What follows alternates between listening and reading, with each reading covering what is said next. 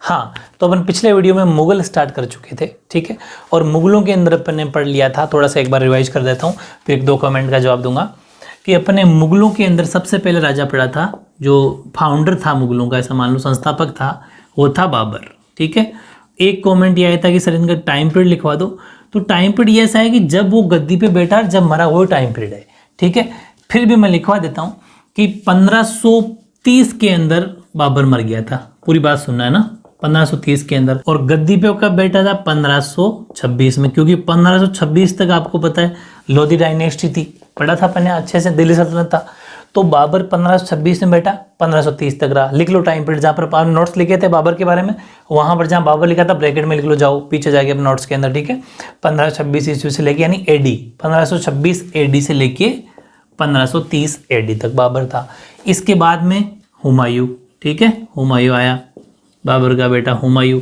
तो हुमायूं रहा 1530 से लेके 1530 एडी बोल दो चाहे ईस्वी बोल दो, 1556 तक, 56 एडी तक। पता है ना, दोबारा आक्रमण करके दोबारा आया था दिल्ली के अंदर 55 में, और 56 में सीढ़ियों से गिर के मौत हो गई थी, जो इसकी लाइब्रेरी थी। समझ में आ रही है? ठीक है। इसके बाद में इसका बेटा आ जाएगा अकबर। हुमायूं का बेटा कौन आएगा? आज जो अपन पढ़ेंगे सबसे इंपॉर्टेंट टॉपिक है ये, अकबर। अगर पूरा नाम जानना चाहते हो तो जलालुद्दीन मोहम्मद अकबर, ये इसका पूरा नाम है, जलालुद्दीन मोहम्मद अकबर। बहुत ही शानदार स्टोरी बताऊंगा इसकी भी आपको, ठीक है। तो एक बच्चे का एक कमेंट था कि सर टाइम पीरियड लिखवा दो, तो मैंने टाइम पीरियड लिखवा दिया, आगे रह जाऊंगी सारे में टाइम पीरियड आपको लिखवा दूंगा। वेरी गुड, अच्छा कमेंट था, क्योंकि जो भी प्रॉब्लम होती है मुझे शेयर करो, जो ठीक लगेगी वो आपको मैं रिस्पॉन्स दूंगा। फिर यहाँ से अकबर रहेगा 1556 ईस्वी या एडी बोल दो से लेके 1605 में, 1605 तक, 1605 में अकबर की मौत हो जाती है। हालांकि अभी जैसे ही ये खत्म होंगे मुगल में, एक स्टोरी पूरी लिस्ट बना दूंगा, उसका बेटा आपको वैसे ही याद हो जाएगा। लेकिन अभी आपको 3 अपन पढ़ रहे हैं आज, तो अकबर को पढ़ पाएंगे, अकबर बहुत बड़ा है, बहुत खास बातें इसमें पढ़ने वाले हैं अपन। तो बाबर, हुमायूं और अकबर, ये इनका टाइम पीरियड है। जलालुद्दीन मोहम्मद अकबर इसका पूरा नाम था, ठीक है। और इसके बारे में जितनी भी स्टोरी बनती है, अच्छा एक बात और वो भी बता दूंगा मैं आगे स्टोरी तो। और एक बात और थी, कालिंजर के युद्ध वाली, स्टूडेंट बहुत सारे कमेंट कर रहे हैं, 1545 जो मैंने लिखवाई वो 100% सही है, लोहे की लकीर है जो मैंने लिख दिया आपको, क्योंकि मैं ऑथेंटिक ही लिखूंगा, समझ पा रहे हो ना आप।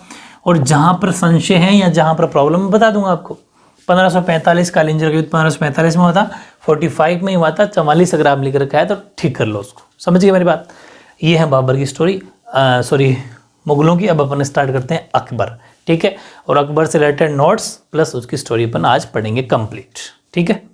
और हाँ, एक बात और कहना चाहता मैं, जो कल टेस्ट हुआ, शाबाश, बहुत अच्छा रिस्पॉन्स बच्चों का, सभी के 35 नंबर से खूब सारे 35 में 35 आ रहे हैं, पर ऑनेस्टी है, ठीक है, देखता हूँ देखिए। और खूब के एक दो गलत हो रहा है तो कोई बात नहीं, एक दो गलत होना बड़ी बात नहीं है। 35 में अगर 30 नंबर भी आप कह रहे हो तो बहुत अच्छी बात है। टेस्ट का रिस्पांस बहुत अच्छा रहा, और ऐसे ही मैं बीच बीच में आपको एक टेस्ट डालता रहूँगा। वो टेस्ट क्या है? एक तरीके से आपकी एग्जाम की प्रिपरेशन है। और उस टेस्ट का आपको क्या करना है बताऊँ, कि अभी टेस्ट दे दिया आपने, फिर 5-7 दिनों फिर टेस्ट दे देना, उसी टेस्ट को फिर से, मतलब आपको रिविजन करते रहना है।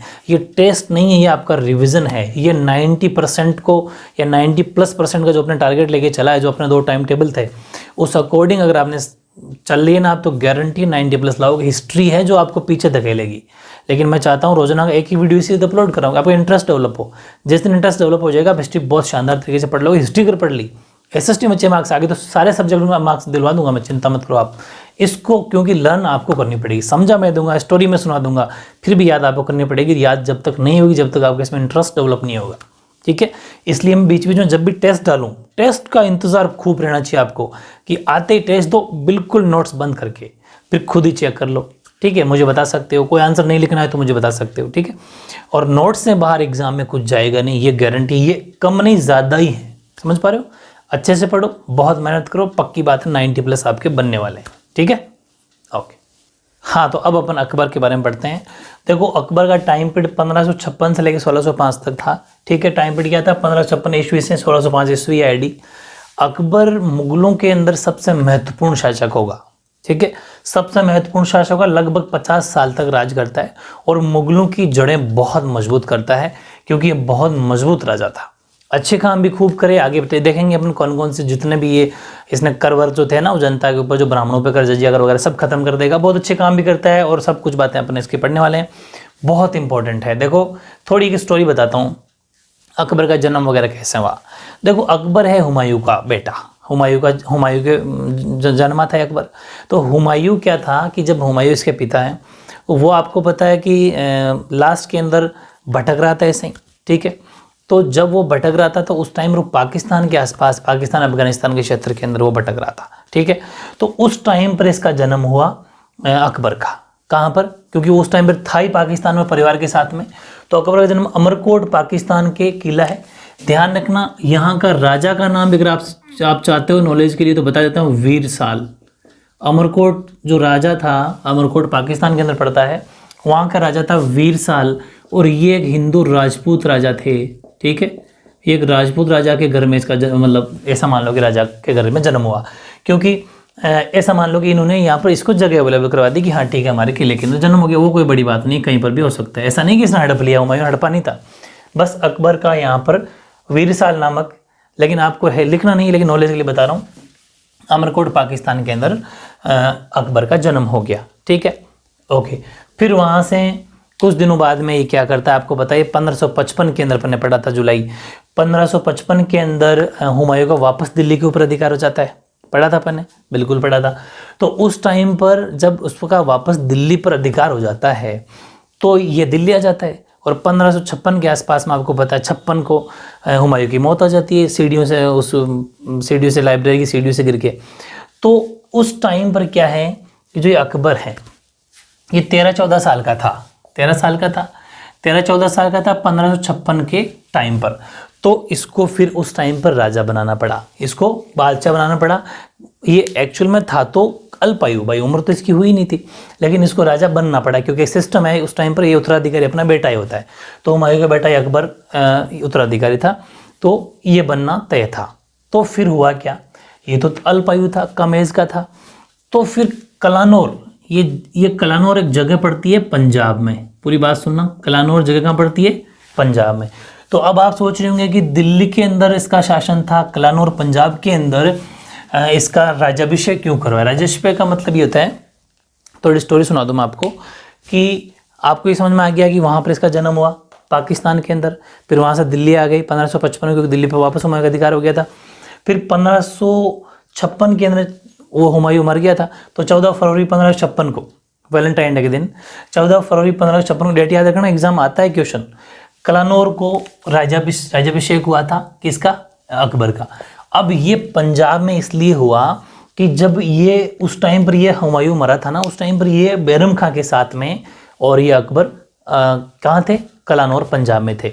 तो वहीं पर बैरम खां, ये जो बैरम खां है ये ईरान का है, ईरान का रहने वाला है, और हुमायूं के दरबार मतलब हुमायूं की सेवा में था। तो ये बैरम खां इसके साथ में था।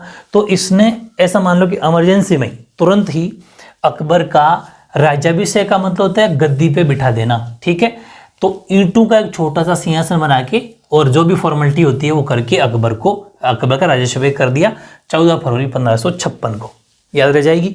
यानी कि at the age of 13 Bairam Khan built a throne of bricks in Kalanpur and coronated him on 14 February 1556, ठीक है।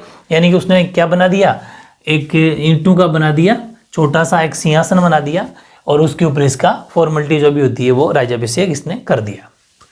कालानपुर, मैंने बता दिया कालानौर, कालानौर या कलानौर ये पंजाब के अंदर पड़ता है। नॉलेज के लिए आप साइड में कहीं ब्रैकेट बना के लिख सकते हो, एरो बना के। नोट्स में लिखना नहीं क्योंकि अपने आपकी बुक में है नहीं इतनी बातें। चलो ठीक है, अब ये इतनी बात आपको समझ में आ गई कि एक तरीके से इसका राज्याभिषेक हो गया, मतलब ये राजगद्दी पे बैठ गया।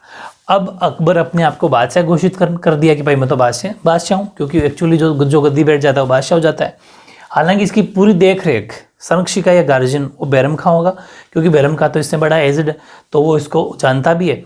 तो ये तो बच्चा था, तो वो यहाँ पर बैरम क्या करेगा, इसकी पूरी देख ले। हालांकि आपकी बुक में है नहीं, फ्यूचर में आगे क्या होगा कि ये बैरम खां इतना वर्चस्व कर लेगा उसके ऊपर कि अकबर की कोई बात ही नहीं सुनेगा, और अकबर की कोई बात नहीं सुनेगा तो फिर अकबर उससे बाद में जाके लड़ाई भी लड़ेगा, और इसको लड़ाई होगी, इसको बैरम खां को वहाँ से निकाल दिया जाएगा हज के लिए, मतलब जो इनके मुसलमानों के लिए हज के लिए जाते हैं। और दूसरी बात ये भी है कि बैरम खां का वहाँ पर वर्चस्व ज़्यादा हो गया, और एक्चुअल में बैरम का है वो शिया था, एक्चुअल में बाकी जो अकबर के ये सब सुन्नी थे, तो ये शिया मुसलमान था। तो जितने भी अकबर के नीचे जो लोग अमीर वगैरह होते थे, उन्होंने इसका हमेशा से विरोध किया, किसका, बैरम खां का। तो ये छोटी स्टोरी की बैरम खां के बाद में युद्ध होगा, बैरम खां यहाँ से भग जाएगा, क्योंकि बैरम खां अपना ज़्यादा अधिकार लगा जमा लेता है, तो अकबर के इसके तनातनी हो जाती है और ये यहाँ से फिर चला जाता है हज के लिए। छोटी सी बात थी, चलो वो तो ठीक है। अब दूसरी बात आती है कि अकबर जैसे ही बादशाह बनता है, तो अकबर क्या है कि फिर अब अपना एम्पायर तो बढ़ाना ही चाहेगा, एम्पायर बढ़ाना चाहेगा, दिल्ली के आसपास जाना चाह रहा था। लेकिन जैसे ही हुमायूं मरा, ठीक है, और अकबर था बच्चा अल्पायु, तो एक हेमू नाम का, हेमू अपना एक हिंदू शासक है, लेकिन वो किन की तरफ से लड़ रहा है, वो अफगानियों की तरफ से लड़ रहा है। और अफगानी भी कौन सा, अपन लास्ट पढ़ा था, सूर साम्राज्य, सूर एम्पायर। पूरी बात सुनना, दिमाग में स्टोरी बनाओ। सूर साम्राज्य जो जिसके अंदर लोग अफगानी वो थे, उन सूर साम्राज्य की तरफ से, क्योंकि ये भी सूरी हैं, अफगान सेनापति था हेमू, था तो हिंदू लेकिन अफगानों की तरफ से लड़ रहा था, ठीक है। और ये जो अफगानी ये भी सूरी थे, समझ में आ गई। इन्होंने क्या करा, इस हेमू ने, हेमू के बारे में अलग से लिखाऊंगा, अभी मैंने लिखी नहीं 3-4 लाइनें, आपको इसके अंदर नहीं लिखना हेमू है, आपकी बुक में तो कंटिन्यूटी है, लेकिन वो लॉजिक नहीं है, आंसर सही नहीं, नोट सही नहीं बनता है। अकबर जब पढ़ रहे हैं तो अकबर के बारे में लिखेंगे, हेमू को अलग से लिखाऊंगा मैं आपको, ठीक है। इसके बाद मैं हेमू के बारे में 3-4 बात लिखाऊंगा। अभी इतना समझ लो कि हेमू एक हिंदू शासक था जो अफगानियों की तरफ से लड़ता था, अफगान का सेनापति था हेमू। हेमू ने अपने लाइफ में 22 लड़ाइयाँ लड़ी, वो आगे बता दूंगा मैं आपको। तो हेमू की नज़र दिल्ली पे पड़ी, ठीक है, और हेमू ने दिल्ली को जीतना चाहा, और इस बात की खबर अकबर को लग गई, जो अकबर कलानौर पंजाब के अंदर बैठा था, ठीक है, वहीं तो बना था राजा। तो उसकी खबर इस अकबर को पड़ी, और अकबर ने फिर धीरे धीरे सूचना कलेक्ट करी और ये पता किया कि ये हेमू कौन है, क्या वगैरह वगैरह, इसको यहाँ से हटाना है, ठीक है। तो फिर यहाँ पर वो क्या करेगा, पता करेगा, इन दोनों के बीच में फिर लड़ाई हो जाएगी दिल्ली को लेके, ठीक है। दिल्ली को जीतना चाहेंगे तो अकबर कभी खुद तो जाता नहीं है, अकबर हमेशा सेनापति भेजेगा अपना, और उधर से अफगानी भी नहीं है, तो अफगान की तरफ से हेमू आएगा, तो अफगानियों की तरफ से हेमू आएगा और अकबर की तरफ से जाएगा ये बैराम खां, ठीक है। और इन दोनों के बीच में लड़ाई होगी जो पानीपत के मैदान में होगी, और वो पानीपत का दूसरा युद्ध कहलाएगा। पहला युद्ध मैंने आपको बता दिया था, तो ये पानीपत की दूसरी लड़ाई है, ठीक है। पानीपत की दूसरी लड़ाई हेमू और मुगलों की तरफ से आया था बैराम खां, मुगल प्रतिनिधि कौन आया था, बैराम खां रिप्रेजेंटेटिव। इन दोनों के बीच में लड़ाई हुई जो पानीपत की दूसरी लड़ाई के नाम से जानी जाती है। कब हुई, वेरी इंपॉर्टेंट, 5 नवंबर 1556 को। पूरी स्टोरी समझ में आ गई। The second battle of Panipat took place between Afghan commander Hemu and Mughal representative Bairam Khan on 5 November 1556 AD, ठीक है। चलो, इसके बाद में क्या होगा कि एक्चुअल में हेमू की गर्दन पे तीर लग जाएगा और हेमू बेहोश होकर पड़ जाएगा। जब हेमू खुद राजा था, उस उधर से एक तरीके से राजा ही था, वैसे तो शासक था, वो कमांडर था, लेकिन जब कमांडर गिर जाता है तो सेना हाथ खड़े कर देती है, और इस तरीके से हेमू की तीर लगने की वजह से हेमू हो जाता है बेहोश। और यहाँ पर अफगानी का मतलब हेमू की टीम, यहाँ पर अफगानी हार जाते हैं। तो shot bye an arrow in neck, Hemu fainted and the Afghan lost the battle, और अफगानी हार जाते हैं। कहने का मतलब अकबर यहाँ पर जीत जाता है, ठीक है भाई। अकबर तो नहीं था, लेकिन अकबर की तरफ से बैराम खाए तो वो जीत तो अकबर की कहलाई ना, तो अकबर यहाँ पर जीत जाता है और यहाँ से अपना विजय अभियान शुरू करता है। और अकबर बहुत बड़ा राजा है, आपको पता है, जीतता ही जीतता जाता है, ठीक है। अब देखो क्या करेगा। अकबर आया, अकबर ने 1562 पहली लड़ाई तो यहाँ जीत गया, फिर 1562 के अंदर एक संगीत प्रेमी था, म्यूजिक लवर था, बाज बहादुर, ये भी राजा है, ठीक है। इसने बाज बहादुर से मालवा जीता, ठीक है। ये मालवा MP के अंदर पड़ता है। अब आपकी बुक में क्या है कि थोड़ी सी मिस्टेक है कि यहाँ पर 1562 दे रखा है, जबकि 1561 है, 61 के अंदर ये बाज बहादुर से मालवा जीता था। लेकिन कोई बात नहीं, ऐसी कंडीशन वाली भले ईयर आपको याद मत रहना, वर्ष जो है ना, ईयर वो मत याद करना भले ही, क्योंकि थोड़ा संशय रहता है, इसे मार्क्स नहीं करते आपकी लेवल पर। आप इतना सा लिख देना कि अकबर ने संगीत प्रेमी बाज बहादुर से मालवा जीता, मालवा MP में पड़ता है। चुनार का किला जीता, चुनार UP में पड़ता है। गोडवाना का किला जीता, ये गोडवाना भी MP में पड़ता है। तो ये इतने सारे जीत इसने करी। अब इन सब की स्टोरियां हैं लेकिन वो बहुत बड़ी हो जाएगी क्योंकि ये इनके युद्ध अभियान है और सबकी बड़ी बड़ी स्टोरियां, अलग अलग राजा से लड़ाई लड़ी थी। लेकिन आपको इतना सा ध्यान रखना है, मालवा का सिर्फ नाम दे रखा है आपको कि मालवा का राजा था बाज बहादुर, उससे जीत गया। चुनार का किला यूपी में पड़ता है, यहाँ पर शासकों का नाम नहीं लिखे हुए, आपको भी नहीं लिखना। गोंडवाना किला, इतने 2-3 जीते अगर याद रह जाती, ठीक है। एक सुरजनहाड़ा था, तो सुरजनहाड़ा हमारा अपने राजस्थान का था, इसलिए इसको लिखना जरूर मत भूलना। सुरजनहाड़ा रणथंबोर का राजा था, उसे रणथंबोर का किला भी सुरजनहाड़ा से जीत लिया। रणथंबोर का किला तो आपने सुना ही होगा। तो भले ये बीच वाली बातें ना याद रहे, 2-3 बातें याद कर लेना कि राजस्थान के अंदर जो रणथंबोर किला है सुरजनहाड़ा से इसने जीता था और बाज बहादुर से मालवा जीता था, ठीक है। और चुनार किला, ये अगर 2 और याद रह जाते हैं तो ये आपको लिखना ही लिखना है, ठीक है ना। ओके, इसके बाद मैं बात करता हूँ यहाँ की, ये सबसे इंपॉर्टेंट पॉइंट है, ठीक है। ज़्यादा लोड मत लो, हिस्ट्री बहुत लेंदी है, मैं अगर स्टोरी सुनाता रहूँगा मेरे पास तो पूरा डिटेल पड़ा, लेकिन फिर अपना कोर्स नहीं होगा, इसलिए स्टोरी ही सुनते रहेंगे, बहुत ब्रॉड है। खास चीज़ें जो मैंने वो तो बताता रहूँगा, वो अपन को करनी है, ठीक है। अब जैसे यहाँ पर एक बात है, 1570 वाली स्टोरी सुनाता हूँ आपको। यहाँ पर क्या हुआ कि 1570 के अंदर अकबर बड़ा दिमाग लगाएगा। अकबर 1570 के अंदर एक नागौर दरबार के नाम से चलाता है, एक सिस्टम चलाता है, ठीक है। एक नागौर दरबार चलाता है। नागौर दरबार का मतलब नागौर के अंदर एक दरबार लगाया इसने। और मेन उद्देश्य क्या था, मेन टारगेट ये था, मेन ऑब्जेक्टिव ये था कि मैं सभी राजपूत राजाओं को मेरे यहाँ अंडर में ले लूँ और उनसे अधीनता स्वीकार कर लूँ। मतलब उनको मेरे अंडर में, जितना भी उसका वो सब कुछ है, जितना भी राजाभिषेक है, सम्राट जो भी उनका एम्पायर है, वो मैं ले हड़प लूँ, ये तरीका लगाया था। जबकि नाम क्या दिया था नागौर दरबार का, उसने नाम ये दिया कि अकाल राहत के लिए हम नागौर में दरबार लगा रहे हैं। अकाल राहत का मतलब कि उस टाइम पर अकाल पड़ गया था, तो उसने कहा था उसके बारे में सोचा जाएगा, सभी राजा मेरे पास आओ, बैठ के बात करेंगे। जबकि प्लानिंग क्या थी, सभी को अपने अंडर में करना, कंट्रोल में करना। और इसका आपको पता है, अकबर का तो बहुत बड़ा राजा था, खौफ था। तो मारवाड़ और बीकानेर, ध्यान रखना, 1570 में सबसे पहले अधीनता स्वीकार करेंगे। मारवाड़ का राजा था मोटा राजा उदय सिंह, उसका पूरा नाम है मोटा राजा उदय सिंह। और बीकानेर का राजा था कल्याणमल। और एक और है जैसलमेर का राजा, जैसलमेर का राजा था हरराज, लेकिन वो आपके नहीं लिखा हुआ, कोई बात नहीं। जैसलमेर का राजा था हरराज। इन तीनों ने अकबर से डर के, मान लो आप, अपना अपना किला 1570 के अंदर इसको सौंप दिया कि आज से साहब ये आपका किला, हम आपके, बस समझ गए। तो ये यहाँ पर एक छोटी सी स्टोरी थी। अब यहाँ पर आपको पता है, ये होने के बाद में अकबर ने सबको, मारवाड़ को तो लगभग कलेक्ट कंट्रोल में कर लिया। अब अकबर की नज़र पड़ी मेवाड़ पर, ठीक है। मेवाड़ पर नज़र पड़ी। मेवाड़ के अंदर जो राजा थे वो थे महाराणा प्रताप। और महाराणा प्रताप की स्टोरी तो बहुत शानदार है, अपन आगे पढ़ेंगे। महाराणा प्रताप जो पढ़ेंगे आपके कोर्स में है वो, तो अभी थोड़ी सी बता दूं फिर भी कि महाराणा प्रताप इनकी जब नज़र पड़ी तो आपको पता है महाराणा प्रताप तो इनके कंट्रोल में आने वाले नहीं थे, लेकिन फिर भी इसने कोशिश पूरी करी। और महाराणा प्रताप को एक तरीके से अपने कंट्रोल में करने के लिए, अधीनता स्वीकार करने के लिए उन्होंने क्या करा कि 3 जनों को भेजा, 4 जनों को भेजा। मैंने ट्रिक बनाई है आपके लिए। जमा भट्टो, जमा भट्टो, जय का मतलब जलाल खां, माँ का मतलब मान सिंह, ये तो जलाल खां था, माँ का मतलब मान सिंह, भय का मतलब भगवान दास या भगवंत दास, ठीक है। और टो का मतलब टोडरमल, टो का मतलब टोडरमल। तो जमा भट्टो नाम की ट्रिक है।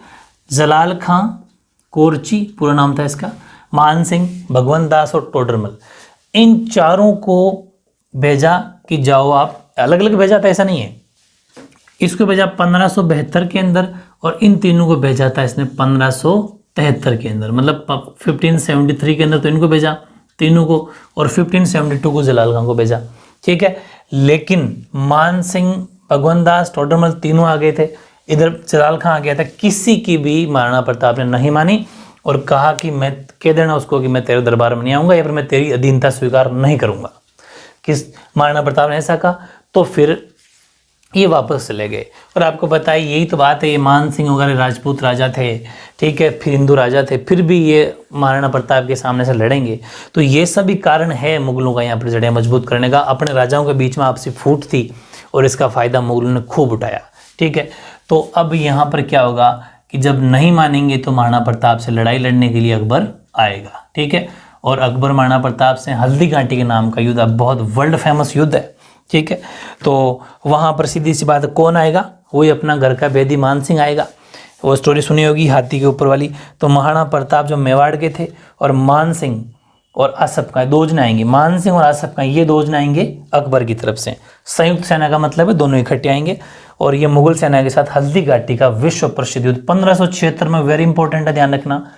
कब हुआ था? 1576 में हुआ था। इसके अंदर मुगलों को सफलता प्राप्त नहीं हुई। हालांकि इसके अंदर हार जीत का फैसला कुछ हुआ नहीं, क्योंकि बहुत ज़्यादा तगड़े तरीके से महाराणा प्रताप यहाँ पर लड़े थे। बताऊंगा हल्दी घाटी युद्ध आगे, अपन पूरा स्टोरी पढ़ेंगे। अभी इतना समझ लो कि 1576 के अंदर महाराणा प्रताप और अकबर के अंदर कौन कौन आए थे? मान सिंह और क्या नाम है इसका, आसफ खां। मान सिंह और आसफ खां की संयुक्त सेना आई थी और इधर आ गए अपने महाराणा प्रताप, और इनके बीच में युद्ध हुआ। तो और अपने 1576 डेट याद रखना, और इसके बारे में पूरी डिटेल से पढ़ेंगे हल्दी घाटी युद्ध जब महाराणा प्रताप पढ़ेंगे बहुत ही परफेक्ट तरीके से। अभी आपको अकबर के अंदर इतनी सी लाइन लिखनी है, क्योंकि अकबर की बातें लिख रहे हैं अपन अभी, ठीक है। चलो,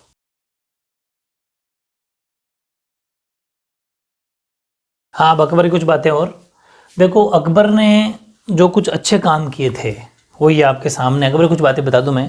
अकबर एक्चुअल में क्या करता है कि अकबर कुछ अच्छे काम बहुत सारे करेगा, ये बहुत सारे अपने टैक्सेस हटा देगा, ठीक है। और अकबर के दरबार में 9 रत्न भी थे, उनमें से एक हिंदू जो ये बीरबल था, ठीक है, बीरबल 9 रत्न था। इसकी भी स्टोरी अभी अपन आगे पढ़ने वाले चैप्टर के अंदर, बस इस टॉपिक में। तो ऐसी कुछ स्टोरी है इसकी। तो अकबर ने खानदेश, थोड़ी बाकी देखो, एक तो अकबर ने खानदेश का नाम धनदेश किया था। ध्यान रखना ये दोनों पॉइंट एक जैसे ही हैं। खानदेश ये महाराष्ट्र के आसपास का इलाका है, ठीक है, महाराष्ट्र के आसपास का इलाका था। खानदेश उसका नाम बदल के धनदेश कर लिया। ये स्टोरी ऐसी है कि वहाँ पर एक आसिरगढ़, ये एक फोर्ट है, किला आसिरगढ़ नाम की जगह, ये भी महाराष्ट्र में पड़ती है। तो आसिरगढ़ और ये महाराष्ट्र का पूरा इलाका खानदेश के नाम से कहलाता था। उसको उसने धनदेश का नाम दे दिया, है ना। क्यों दिया? क्योंकि जो ऐसा कहा जाता है कि जो आसिरगढ़ का किला है ना, 1601 में इसने जो जीता, आसिरगढ़ नाम की जगह आसिरगढ़ किला है समझ लो। तो आसिरगढ़ जो इसने जीता वो 1601 में जीता था, और कहा जाता है कि इसने उसको सोने की चाबियों से खोला, सोने की चाबियों से आसिरगढ़ के किले को खोला। इसका मतलब आप समझते हो, आसिरगढ़ को कैसे जीता था? रिश्वत दे के जीता था। आसिरगढ़ को कैसे जीता? सोने की चाबियों से खोलने का मतलब क्या होता है? रिश्वत दे के जीतना। तो आसिरगढ़ को इसने, अकबर ने सोने की चाबियों से मतलब कि रिश्वत दे के जीता था। और 1601 के अंदर, लेकिन आपको कुछ लिखना नहीं, मैं नॉलेज के लिए बता रहा हूँ, 1601 में आसिरगढ़ पर मुगलों का अधिकार हो गया और ये अकबर की अंतिम विजय थी। ये बात लिखनी जरूरी है, लास्ट विक्ट्री जरूर लिखना पड़ता है। देखो बहुत सारा ब्रॉड थ्योरी है, लेकिन बहुत ज़्यादा थ्योरी में से अपन को लिखना क्या है, क्या छोड़ना और क्या लिखना, ये बड़ी बात है। इसलिए खास खास पॉइंट लिखे हैं अपन ने, और यही आपको याद करना। हालांकि ये भी ज़्यादा कम नहीं है, ठीक है। तो the Mughals gain control of Asirgarh in 1601 AD। This was Akbar's last victory. ये अकबर की लास्ट विक्ट्री थी, यानी कि अंतिम विजय थी। इसके बाद में छोटे मोटे आंदोलन एक मतलब ऐसा होते रहते थे। अब एक बात बताता हूँ, अकबर के दरबार में नवरत्न रहते थे। नवरत्न का मतलब अलग अलग तरह के, ऐसे मान लो कि बहुत एजुकेटेड या बहुत माइंडेड खोपड़ी वाले बंदे, इसमें नवरत्न के नाम से हो जाने जाते हैं। 10-11 जने थे वो, उनके नाम अलग अलग नाम है, आपको याद नहीं करना। लेकिन उसकी बात इसलिए चली है कि उसमें क्या था कि राजा बीरबल भी था, ये भी एक उन नवरत्नों में था, नवरत्नों में से ही था। और इस बीरबल की स्टोरी ये है कि अब मुगलों के ऊपर क्या करेंगे, यूसुफजई। ये यूसुफजई अफगानिस्तान का एक कबीला है, पूरी बात सुनना।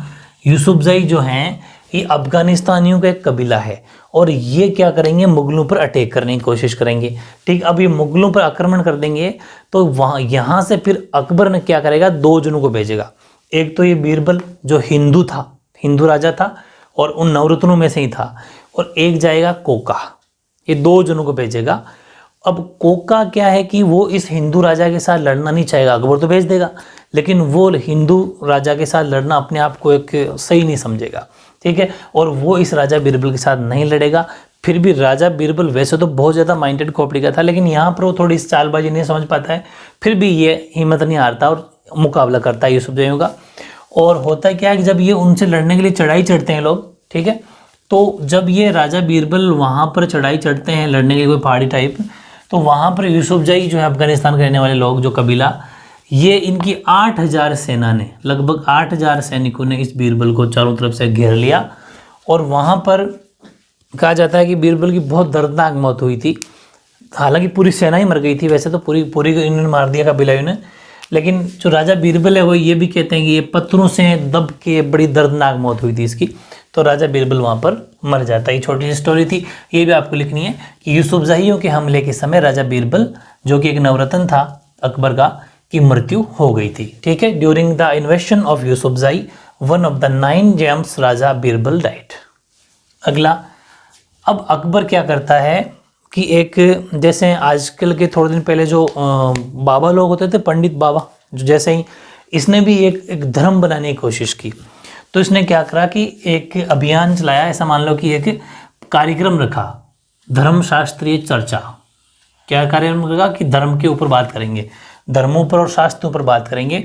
तो अकबर ने धर्मशास्त्रीय चर्चा करने के लिए फतेहपुर सीकरी में, फतेहपुर सीकरी यूपी के अंदर पड़ती है, ठीक है, ये जगह का नाम है फतेहपुर सीकरी। 1575 के अंदर इसने इबादत खाना बनवाया।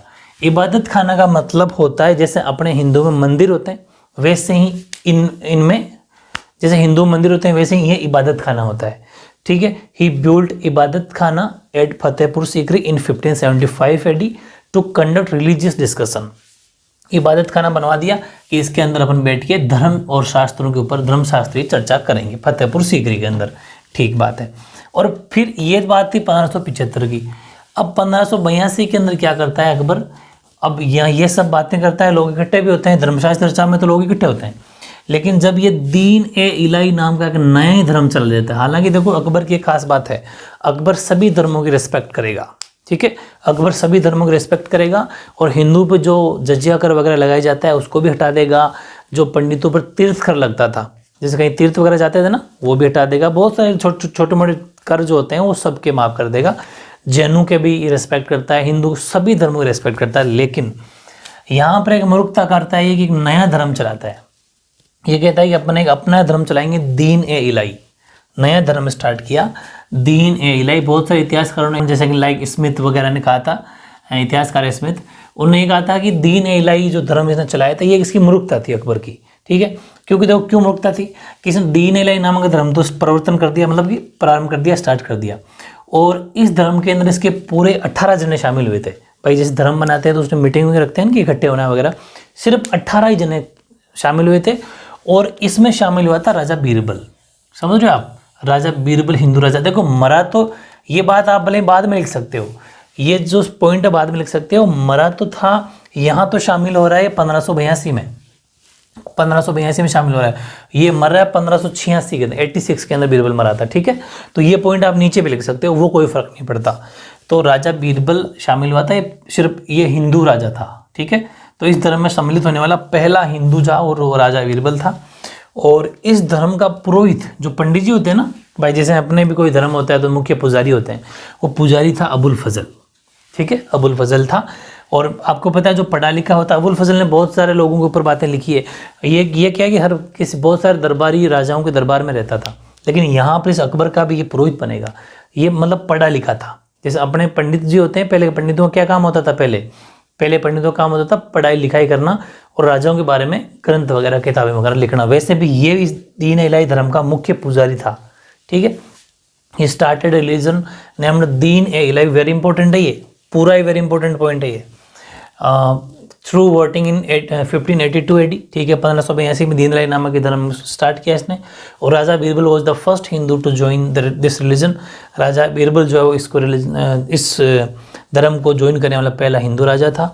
और Abul Fazal was the head priest of Din Ilahi religion, यानी कि अबुल फजल जो है उसका हेड यानी कि मुख्य पुरोहित था। अब आगे देखो, चलो धर्म बना दिया। अब इसने एक नया कैलेंडर जारी किया था कि चलो अब अपना धर्म वगैरह सब सेट हो गया। अब 1583 के अंदर 83 के अंदर अकबर ने इलाही संवत, जैसे अपने होते हैं विक्रमी संवत, वैसे इसने इलाही संवत स्टार्ट किया था नाम से एक नया कैलेंडर जारी किया। वेरी इंपॉर्टेंट है, एग्जाम में क्वेश्चन आएगा। इलाही संवत कब? 1583 में। किसने? अकबर ने। In 1583 Akbar issued a new calendar called Ilahi era.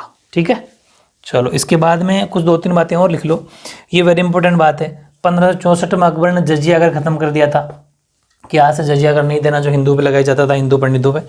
तो इन 1564 अकबर अबोलिस्ट जजिया टैक्स कंप्लीटली। और फिर 1-2 बातें और लिख लो। हाँ, अकबर के साथ संधि करने वालों की अगर बात आती है ना, तो देखो मारवाड़ के अंदर तो मोटा राजा उदय सिंह, मैंने तीनों बताई, जैसलमेर की, बीकानेर की, वो तीनों थे। और मेवाड़ के अंदर ये राजपूत राजा था, मेवाड़ नहीं, ये अपना जयपुर का राजा था, कछवा भारमल, ठीक है, जयपुर आमेर का राजा था। तो अकबर के साथ संधि करने वालों में पहला राजपूत अगर राजा की बात चले ना, तो वो कछवा वंश है, ठीक है, कछवा वंश का भारमल नाम का राजा था, ठीक है। ये अपने यहाँ आमेर का राजा था, और ये क्या करता है, उस अकबर को से अधीनता स्वीकार करता है, संधि करता है। और जो अपना ये जयपुर के और थोड़े से जयपुर से बाहर निकलती सांबर है, सांबर में अकबर के सामने जाता है, अकबर वहाँ उधर से निकल रहा होता है, तो उस अकबर से सामने जाके ये अपनी बेटी का विवाह अकबर के साथ करता है। विवाह करने का मतलब है वो अकबर से एक संधि करता है, अपनी बेटी का विवाह अकबर के साथ करता है। और जो आपको गलत सीरियल में दिखाया जाता है ना, जोधा अकबर, एक्चुअल में वो जोधा नहीं थी, ये जो थी अकबर से जो शादी करता है भारमल की बेटी, ये थी हरकाबाई, हरकाबाई नाम है उसका, जोधा नाम नहीं है।